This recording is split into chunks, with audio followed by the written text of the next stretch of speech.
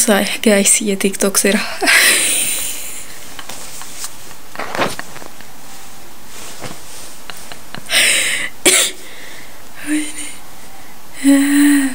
Ini nda sakut lela saumi sa. Namoonni mana madaamii keessaa jirtuudha. Mee namni akka kiyyaatti rakkattan jirtanii maatii baay'ee keessa jiraattanii namni akka anaatitti wanti kun isin uffisiise amma waan jettan wallaaltanitti dhugaa rabbii qoosaamini. Ila galgala jechuudha. Homtuyyuu otoo nanafi mi'a miicurra taree miicee goggogsee waa hundumayyuu iddoo isaatitti deddeebise sana booda kichiin qulqulleessin baami'a tokko yoo tooniin kaa'in jechuudha. Sana booda ganama gaafan ka'u qoy Oromoo anu doon hin beekini handaaqqoo biyyaa fideetan nuuf gaafannuuf handaaqqoo nafaana biyyaa baate Oromoo maalin jedhare gaafan ganama ka'u mana keessa kosii haati miti handaaqqoon biyyaa mana keessa kosii daabboo firfaarii jettamoo wantumti hin jiru bakka mana keessa bibittinnaa'ee kichiin keessa jechuudha. Miini takka asteessi takka achi teessi yaa rabbii dhugaa waaqa baay'ee mana uffisiise bakka galgala hudoon aga barbaade dadhabee mi'a tokko bakkeen bushaan miiceetillee iddoo isaatti deddeebiseerra garuu gaafan ganama ka'u warri maatii baay'ee faana akka anaatitti jiraattanii du'a dhugaa waaqayyoo jireenya manii rabbi tokko moojuutini isa mi'a makiinaa keessa kaa'anii mana keessa na barbaachisan isa mana keessa kaa'anii makiinaa keessa na barbaachisan tokko bilooni sammuu koo kana inni kee odoon taane keessaa bittinnees dhugaa waaqa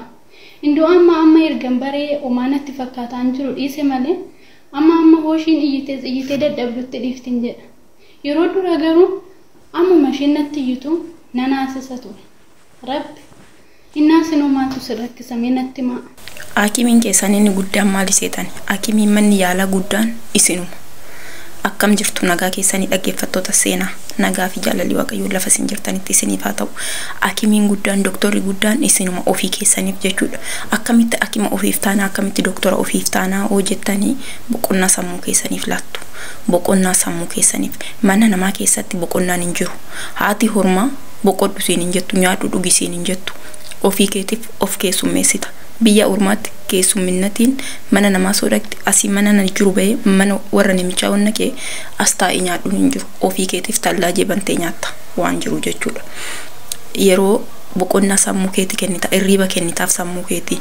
sammuu kee hirriba gahaa argata taanaan doktoriin kana caalee hin jiru nyaata gahaa nyaatta taanaan kuduraa fuduraa wantoota fasaashii ta'an waan dhangala'oo ta'an dhugdee nyaatta taanaan boqonnaan sammuu fayyinni kana caalee hin jiru tokkoffaarratti sammuu keessaniif boqonnaa kenna silkii kallii walee telefoonii galgala yeroo kilaasii keessa seentan sa'aatii xiqqoo fayyadamaati hirriba keessaniif sa'aatii kenna ofii keessaniif sa'aatii ofii kenna ebidda ofirraa buusaniit namarraa buusu jedhu keessattiyyuu ijoolleen haaraa dhuftan immoo wanti nan isin gorsu yoo jiraate hojiin gizee dura dhuftan isinitti baay'ata isinitu qannasuu danda'uu qaba ila isuma har'a xaragame kana boru sirra deebi'i ammuma kana irra deebi'i xaragiyyetti jarri ammuma kana isuma saddaate amma sirra deebi'i sadda isin jetti ati immoo mataa rukuttee biraa badda gizee hunda infattagina mana fattaguu laphee asii tikashaa kee fuunduraa fi duubatti wal si garagalchaa jechuudha yeroo qulqullaa'ee ta'uusaa hargite bira tariyati bira darbi bira qulqulleessi kan hin qulqulleessin isuma kalee qulqulleessite irra deebitee qulqulleessaan ooli keessatti yuu mana ijoollee jechuudha mana daa'imaa warri jirtanii qulqullina irratti gizee baay'een tiniin kennina qulqulleessa torbeetti gizee takka ariifi godhaati isaan booda achuma fattagaan oolina ijoolleen haaraa dhuftan jarri isinitti taphatti kanaaf ofii keessaniif immoo sirriitti ofii keessanii otoo dhukkubsatin dura ofii keessaniif doktora ofii ta'a sammuu keessaniif hirriba gahaa kennaa fi bishaan dhugaa asiirii dhugaa haannanoo argattan dhugaa sooma keessa jiraachuu baattan warroonni sooma keessa jirtan jechuudha kanaaf ofii keessaniif yoo boqonnaa ofii kennitan fayyaa guutuu argattu tokkoffaa lammataa irratti immoo sammuu keessaniin dhiphina sammuu yaaddoo biyyaa ofirraa buusa yaaddoo biyyaa kallii walee obboleetti namni ati eessa jirtaa maal hojjetti jedhu hin jiru diyaaspoora siin jedhaati boolee dabarraan hunduu ishiin diyaaspoora siin jedha namni biyyaa jechuudha haati keessa, abbaan keessa, obboleessi keessa, abbaan manaa keessa hundi isaanii ija diiyaasporaatiin si ilaalu. Ati gwaada namaa keessa jirta garuu. Ati halkanii guyyaa riban qabdu garuu. Ati immoo as teesses isaaniif asii achii cinqamtaaf. Kuni sirraa afuu qaba obboleetti koo qaalii. Obboleetti koo qaalii yaaddoon sirraa afuu qaba. Ofii keetii yoo jiraatte nama biraa jiraachista. Dura ofii keetiif jiraadhu. Maatiidhaa yaadda'uun abbaa fi haadhaaf yaadda'uun akkuma jirutti ta'ee yeroo deemtanis yeroo teessanis yeroo nyaattanis yeroo kaatanis isaanumaaf hin yaadina. Ofii keessanii of yaadadhaa biyya ormaa jirtu. Gwaada ormaa keessa jirtu. Isiniin jedhaa hakimni doktorri waannan isiniif ofii keessanii ofii keenya jechuudha. Doktorri waannan jechuudha. Doktorri biraa nun akkamu rabbiin gaditti ofii keenyaaf of yaadachuun dirqama guddaa nuti ta'a. Ola bulaa isinin jaaladhaa warroonni isinitti tole koomentii jalatti yaadarree yoo qabaattan qeeqarree yoo qabaattan waanuma qabdan barreessaa. Isinin jaaladhaa ola bulaa dibana of eeggannoo godhaa sirriitti. Lakoo biyya Beeruutitti ji'a 8 wayii akkan hojjedhe namichi nani bira hojjedhe na yalaa du'ee namsiisaa Hamaaruu baay'ee nama kabajamaadha jaarsa. Seenaa baay'ee burjaajaa tokko keessan darbee beektu. Seenaa baay'ee burjaajaa tokko achiin gaafa namichi du'ee mana 2 mana 3 hojjedhu naan jedhan hin hojjedhu jedhee lola kaasee gara biyyaatti si deebifna naan jedhan. Na deebisaa hin jedheen ji'a 8 hojjedhe ji'a 9ffaatti darbee gara biyya koo galee jechuudha. Amma ijoolleen keenya baay'een kan bulooniin keessan gallakkisee daandiirratti irree yoo baatan bakka dhaloota keessanii nama keessan abbaa haadha keessanii machuu dadhabdanii birrii hin qabu yoon biyyatti gali maalan godha kan jedhu bulooniin keessan gallakkisa.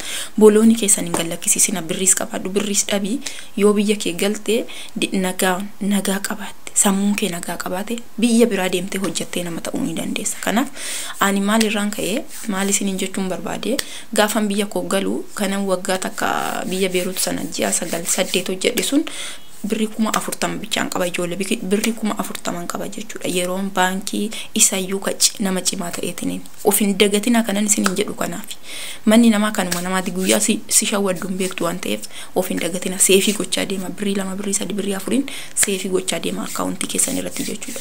Inni akkuma 40 sana keessaa gara biyyaa yeroon galu 40,000 qaba baankii akkaawuntii kiyyarraa rabbiif haa galatu.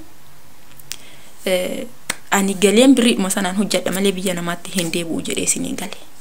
Biyya namaatti hin deebi'u 40,000 sana bunnaa jabanaa dhaabee hojjedhaa jedheen qaxxitaa gara biyya koo isiniin gale. Gaafan biyya galu yaa afaan nama intalli beluu kun achi deemte dhufte amma maal hojjechuu fire intalli beluu biyya wuccii ceete dhufte kun maal hojjechuu fire yaa afaan nama dhaabitti si gogsa. Isa bira sin darbite seenan keessan hin darbite kutattu abbaa isheetitti bar. Kanaaf maal isiniin jechuudha fanii birrii 40,000 sana keessaa amma ka namni ani beeku namoonni wal beekan biyya akkasittan si erga biyya akkasii yoo deemte hojii ariifee hojjette jijjiiramuu dandeessa gara biyya Dubaayitti si erga tikkeetti dhumaachiin biyya Beeruut dhufe sana hin dhumne waan ta'eef viisa dhuma sanaan si erga naan jedhee kaanee birrii 20,000 kaffallee fi hojjesiifadhe. Gaafan ani aamusii bararu roobii tikkeettiin kiyyana yalaa dhumte namtichi sun seenaan isaa baay'eedha. TikTokiin kun namarraan fitu YouTube kiyyarra galaati subscribe na godhattan sinittan himaa jechuudha. Inna namichi sun 20,000 na nyaate. Kuma meeqatti hafte 20,000 sana 40,000 sana keessayyuu 10,000 yookiin 5,000 yookiin 6,000 seenan keessan walumaa gadi otoo sana fataattiin jettu balleessitee jirti. Maaliif ammas biyya harabaattan deebi'ee hojjedha kan jedhu sammuu kiyya keessatti waan deebi'eef inni duratti hojiin ittiin hojjedha jedhe sun na keessa balleessa na keessa bade jechuudha. Kanaaf 40,000 sun otuma seenan hin argin mututti jettee hillimiin shi baddee jechuudha. Garuu seenan keessa narra dhuftee hojjette tamasgeen ijoollee na gargaaranii sa'aatii sanatti birrii naaf kennanii deemii hojjedhu jedhanii obbolaa qaqqaalii qabaachuun fira qaqqaalii qabaachuun obbolaa jechuun wajjin dhalachuu qofa miti. Wajjin dhalachuu qofa miti. Garaa tokko ba'uu qofa miti.